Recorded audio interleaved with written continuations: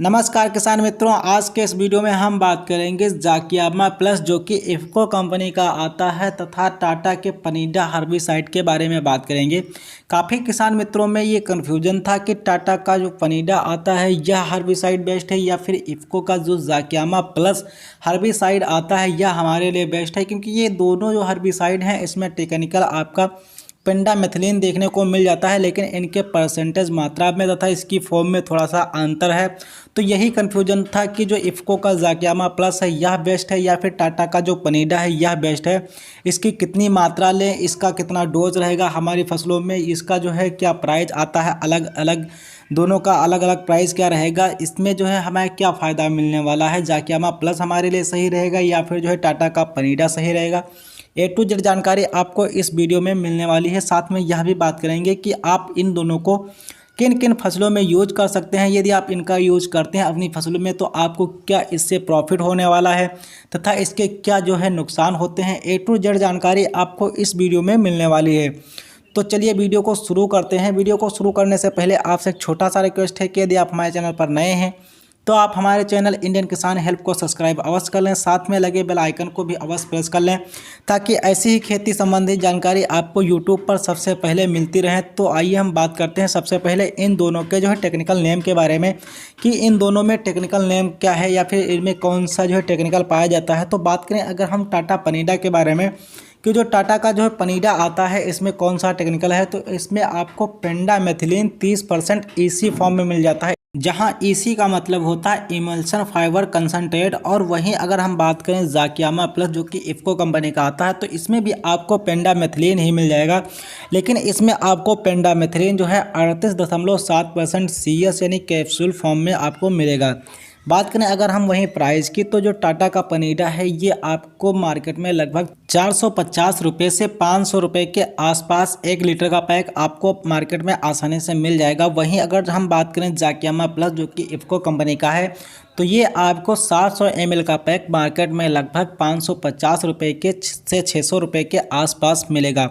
इस हिसाब से अगर जो देखा जाए तो डिफरेंस आपको जो है 100 रुपये का देखने को मिल जाएगा। बात करें अगर हम पैकिंग साइज़ की तो जो टाटा का पनीडा है आता है वो आपको 1 लीटर फाइल में मिल जाएगा। वहीं अगर आपका जो है ज़ाकियामा प्लस है वो आपको 700 ml की फ़ाइल में आता है। बात करें अगर हम इनके डोज़ के बारे में कि इनका डोज़ क्या रहता है तो टाटा का जो पनीडा है वो आपका 1 लीटर प्रति एकड़ की दर से आप 200 लीटर पानी के साथ यूज कर सकते हैं। वहीं जो आपका इफ़को का ज़ाकियामा प्लस आता है उससे आप 700 ml प्रति एकड़ 200 लीटर पानी के साथ यूज कर सकते हैं। कुल मिलाकर अगर हम खर्च की बात करें तो प्रति एकड़ आपका ज़ाकियामा प्लस का खर्च जो है वो 550 से 600 रुपये के आसपास आता है। और वहीं जो टाटा का पनीडा आता है उसका खर्च आपका प्रति एकड़ की दर से देखा जाए तो 450 से 500 रुपये के आसपास आ जाता है। इस हिसाब से देखा जाए तो आपकी प्रति एकड़ लगभग 100 रुपये की बचत होती है यदि आप इफ़को की जगह पे टाटा का पनीडा यूज करते हैं। लेकिन कुछ लोगों के मन में ये डाउट होगा कि ज़ाकियामा प्लस जो है इसका प्राइस थोड़ा ज़्यादा है तो इसके रिज़ल्ट हमें अच्छे मिलेंगे, वहीं जो टाटा का पनीडा है ये इसके रिज़ल्ट थोड़ा कम मिल सकते हैं क्योंकि इसका प्राइस भी कम है। तो ऐसा कुछ भी नहीं है, क्योंकि टाटा पनीडा जो है काफ़ी पहले से चल रहा है मार्केट में, उसने मार्केट में पहले से ही जगह बना के रखा। अगर टाटा पनीडा का रिजल्ट अच्छा नहीं होता तो इसको कोई भी यूज नहीं करता शायद। लेकिन यह है कि ज़ाकियामा प्लस अब जल्दी में ही निकला है और इसमें जो है थोड़ा चेंज किया गया है तो इसका रिजल्ट भी अच्छा है। लेकिन जो टाटा पनीडा है इसका भी रिजल्ट काफ़ी अच्छा देखने को मिल जाता है। तो आप किसी भी एक का यूज कर सकते हैं, चाहे आप ज़ाकियामा प्लस का यूज करें या फिर टाटा पनीडा का यूज करें। हमारे हिसाब से अगर जो देखा जाए तो टाटा पनीडा ही बेस्ट है, क्योंकि आपको प्रति एकड़ की दर से जो है 100 रुपये की बचत भी हो रही है और आपको खेत में अपने बचत की ज़रूर आवश्यकता होती है, क्योंकि यदि आप हमेशा ज़्यादा ही खर्च करते रहेंगे तो आपको आखिरी में जो है कम मुनाफा भी हो सकता है। तो इसलिए आप टाटा पनीडा का भी यूज कर सकते हैं। बात करें अगर हम क्रॉप स्प्रे की कि आप इसे किन किन फसलों में यूज कर सकते हैं पेंडामेथिलीन को, तो आप इसे धनिया, आलू, मेथी, लहसुन, मेंथा, सरसों, चना, मटर आदि फसलों में इसका यूज कर सकते हैं अपनी फसल में जो है इसकी बुआई करने के बाद। क्योंकि यदि आप पेंडामेथिलिन का अपनी फसल में स्प्रे कर देते हैं तो ये क्या करता है कि आपकी फसल में जो है खरपतवारों को उगने नहीं देता है लगभग 35 से 40 दिनों तक। तो इसलिए आपको जो है 35 से 40 दिनों तक खरपतवारों से कोई भी प्रॉब्लम नहीं होती है। तब तक आपकी फसल जो थोड़ा बड़ी हो जाती है और जो खरपतवार छोटे से निकलते भी हैं तो वो कुछ अच्छे से ग्रोथ नहीं कर पाते हैं, जिसके कारण आपकी फसल पे खरपतवारों का कोई भी प्रभाव नहीं पड़ता है।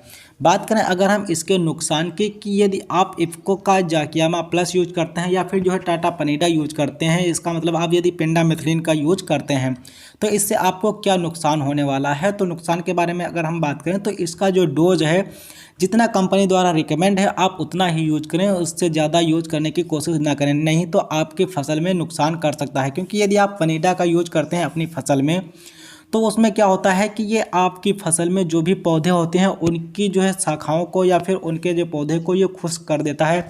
इसके बाद जब आप फसल में जब आप विजिट करते हैं या फिर फसल की देखभाल के लिए अंदर खेत में प्रवेश करते हैं तो जो भी पौधा आपके हाथ पैर से टकराता है तो वो टूट के गिर जाता है, क्योंकि ये इतना खुश्क हो जाता है जिसके कारण आपका पौधा टूट टूट कर गिरने लगता है। इसलिए आपके जो है फसल में जो है अधिक से अधिक पौधों की क्षति होती रहती है। इससे आपको उत्पादन में भी कमी देखने को मिल सकती है।